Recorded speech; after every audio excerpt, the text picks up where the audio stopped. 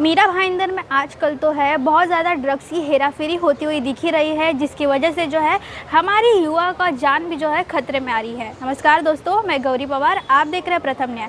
दोस्तों, आप सभी को पता होगा कि किस तरीके से जो है बहुत बड़े पैमाने पे ड्रग्स की हेराफेरी हो रही है, ड्रग्स की जो है सप्लाई किया जा रहा है। और तो और दोस्तों, ऐसे में जो है मीरा भाईंदर में देखे जाए तो कुल मिला के 21 करोड़ के आसपास जो है कोकेन और ड्रग्स को जो पकड़ा गया है, जिसकी जो है आज प्रेस कॉन्फ्रेंस ली गई। और अभी जो है हम फिलहाल मीरा भाईंदर वसई विरार पुलिस आयुक्तालय में मौजूद है, जहां पर उसके जो मुद्दे माल है कम से कम 22 करोड़ के आसपास देखा जाए तो वहाँ पे ड्रग्स और उसके साथ साथ जो है ड्रग्स के कैप्सूल जिसकी हेराफेरी होती है। ऐसे में जो है 3 लोगों को पकड़ा गया है नारकोटिक्स विभाग की तरफ से। और तो और उन तीनों में जो है एक आदमी है और तो और एक नाइजीरियन औरत है, साथ ही में मीरा भाईंदर की एक औरत है जिसका नाम है सबीना शेख। दोस्तों, इसमें जो है आज प्रेस कॉन्फ्रेंस ली गई और इस प्रेस कॉन्फ्रेंस में आइए जानते हैं क्या क्या उन्होंने कहा है। मीरा भाईंदर आयुक्तालय में माननीय पुलिस आयुक्त सर के गाइडेंस के अंतर्गत एंटी नारकोटिक्स ड्रग्स के अगेंस्ट में पूरे कमिश्नरेट में ड्राइव हमारी चालू है। उसी तहत 15 अप्रैल को यूनिट 1 के पीआई बड़ाक और उनकी पूरी टीम को एक इन्फॉर्मेशन मिली कि एक महिला के पास में ड्रग्स है। ऐसी मालूमात होने के बाद में हमारी पूरी टीम वहाँ पे उसके वो महिला के घर पे पहुंची और उस महिला का नाम साबिना शेख है जो मोतीलाल नगर में रहती। उसका घर में जब हमारी टीम पहुंच गई और उसकी तलाशी ली तो हमें करीबन 11.83 केजीज का कोकेन हमें वहाँ से बरामद हुआ। उसकी कुल कीमत 17.74 करोड़ रुपीस की कीमत है। साथ ही 80,000 रुपीस की कैश हमको वो फ्लैट से बरामद हुई। जब उससे इस बारे में पूछताछ हमने चालू की तो हमें पता चला कि उसके साथ में और एक आरोपी है। तो उसके घर पे जब हमने छापा बोल दिया तो उस बंदे का नाम एक नाइजीरियन है, उसका नाम है एंडी उबा बुडी के ओनियसे। उसकी उम्र 45 इयर्स है, जो रहने वाला हटकेश मीरा रोड में रहता है। उसको हमने हिरासत में लिया और उसके घर से हमने करीबन 2.604 केजीज का कोकेन हमने बरामद किया, जिसकी कीमत करीबन 3.9 सीआर की है। और पूछताछ करने के बाद में उसकी और एक साथीदार जो कैमरून की रहने वाली है, वो lady Evershine sector Vasai Palghar में रहती है। वहाँ पे हमारी टीम ने जाके पूछताछ की और हमने उसको हिरासत में लिया और उसके घर से हमने करीबन 433 ग्राम्स ऑफ कोकेन हमने वहाँ से बरामद किया। साथ ही नाइजीरियन करेंसी और यूएस डॉलर्स भी हमने वहाँ से बरामद किए। कुल मिला के 3 आरोपियों को हमने गिरफ्तार किया है।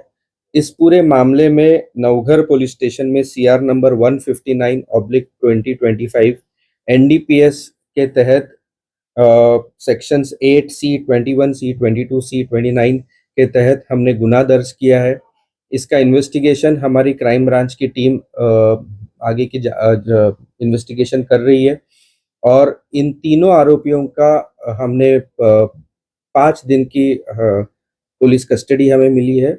आगे ये कहाँ से लाते थे, कहाँ बेचते थे, इनके घरों में और कोई साथीदार है, कौन कौन लोग इसमें शामिल है, इसकी पूरी तहकीकात हमारे इन्वेस्टिगेशन में हमारे लोग करेंगे। कोकेन कहाँ पे बेचा जाता था और ये सबीना शेख का एक जो खास बात हमें जो उसमें सामने नजर आई है कि जो कोकेन हमने पकड़ा है उसमें करीबन हमको 268 कैप्सूल्स हमें मिले हैं। ये capsules most probably human trafficking के तरीके से शायद इंडिया में ला सकते हैं, ऐसा प्रिलिमिनरी हमें लग रहा है। जब इंट्रोगेशन में हम लोग इन आरोपियों को पूछताछ करेंगे तो इसके बारे में और ज़्यादा जानकारी पा सकते हैं। तो जो दोनों फॉरेनर थे, ये लोग लीगली यहाँ पे रह रहे थे, उसकी इंफॉर्मेशन थी पुलिस को? ये अभी हम लोगों ने उन जो जहाँ पे रहते थे उनके जो लैंड ओनर्स है, जो फ्लैट ओनर्स है, उनके तहत भी हम लोग BNS के तहत हम लोग कार्रवाई करने वाले हैं। लीगली रह रहे थे वो लोग, मतलब अपने पासपोर्ट नहीं, अभी तक उन्होंने, उनके जो फ्लैट ओनर्स थे उन्होंने पुलिस को रहने वालों की, वो उनके जो रह रहे थे उसकी इंफॉर्मेशन नहीं दी थी, इसलिए हम लोग BNS 223 के तहत हम लोग वो फ्लैट ओनर्स के अगेंस्ट भी कार्रवाई करने वाले हैं। मेरा भाईंदर वसईवाल में बहुत सारे नाइजीरियन रहते हैं, उसके बारे में क्या कहेंगे, क्योंकि वो बहुत सारे नाइजीरियन ड्रग्स में जुड़े हुए। देखिए, कंटिन्यूसली हमारी ड्रग्स के खिलाफ में हमारी कार्रवाई जारी है। पिछले ही 10-15 दिन में हमने यूनिट 2 में भी हमने वहाँ पे हमने कार्रवाई की थी। कंटिन्यूसली हमारी ड्रग्स के खिलाफ में कार्रवाई जारी है। मैं वही आप सबसे निवेदन करता हूँ कि अगर आपके माध्यम से भी अगर आपको इन्फॉर्मेशन मिलती है कि कहीं कुछ गलत ड्रग्स के बारे में अगर इन्फॉर्मेशन मिलती है तो पुलिस को ज़रूर जानकारी दें, हम तुरंत उसके ऊपर कार्रवाई सर, ये करेंगे। बड़े लोग थे जो लोकल पेडलर्स हैं, जिन पर उनको लाया जाता है, फिर छोड़ दिया जाता है, कुछ तड़ीपार होते हैं, वो वापस आ जाते हैं, उन पर कोई स्ट्रिक्ट कार्रवाई नहीं है? अभी तो फिलहाल मैं इस केस के बारे में आपको इन्फॉर्मेशन दे सकता हूँ। तो सबीना शेख का क्या रोल है इसमें? सबीना शेख के घर से करीबन 17.74 CR का मुद्देमाल हमने हस्तगत किया है, बरामद किया है। करीबन 11.83 kgs कोकेन हमने उसके घर से बरामद किया है, तो बड़ी मात्रा में उसके घर से ये कोकेन बरामद किया है। तो ये पूरे इसमें ये इसने कहाँ से ये कोकेन बरामद किया था, इसका जो बाकी नाइजीरियन और वो जो कैमरून की लड़की है उसका उसके साथ में उनका क्या रिश्ता था, रिलेशन था, कब से ये बिजनेस में इनके साथ में जुड़ी हुई है, ये सभी इंफॉर्मेशन हम लोग इंट्रोगेशन में निकालने की कोशिश करेंगे। सर, कहीं ना कहीं सर सबीना शेख पे इस मामले की पूरी मास्टरमाइंड लगी है।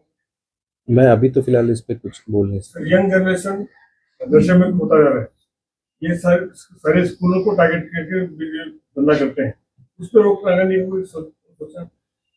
जरूर हम लोग एंटी नारकोटिक्स ड्राइव के तहत हम लोगों ने बीच में ही ऑनरेबल CP सर के उपस्थिति में एक बड़ा फंक्शन किया था, जिसमें पूरे स्कूल्स और कॉलेजेस के ग्रुप्स को हमने वहाँ पे उनका डांस कंपटीशन रखा था, उनका स्किट कंपटीशन रखा था, उनका 1 एक्ट प्ले भी रखा था, उनके काफ़ी सारे ड्राइंग कंपटीशन रखा था, जिसके और उनका पूरा सब्जेक्ट था रिलेटेड टू ड्रग्स और उसके जो साइड इफ़ेक्ट्स और उसके जो इफ़ेक्ट्स है और उस किस तरीके से जनरेशन को ख़त्म करती है, उसके वही टॉपिक पे हमने पूरे वसई विरार और मीरा भाईंदर को लेके हमने ये कैंपेन चलाया था, जिसमें काफ़ी अच्छा रिस्पांस उनके प्रिंसिपल्स, उनके टीचर्स और उनके स्टूडेंट्स का हुआ था। ऐसे उपक्रम हम लोग हमेशा हर साल ऑनरेबल CP सर के गाइडेंस में हम लोग करते आए हैं और इसके आगे भी करते रहेंगे।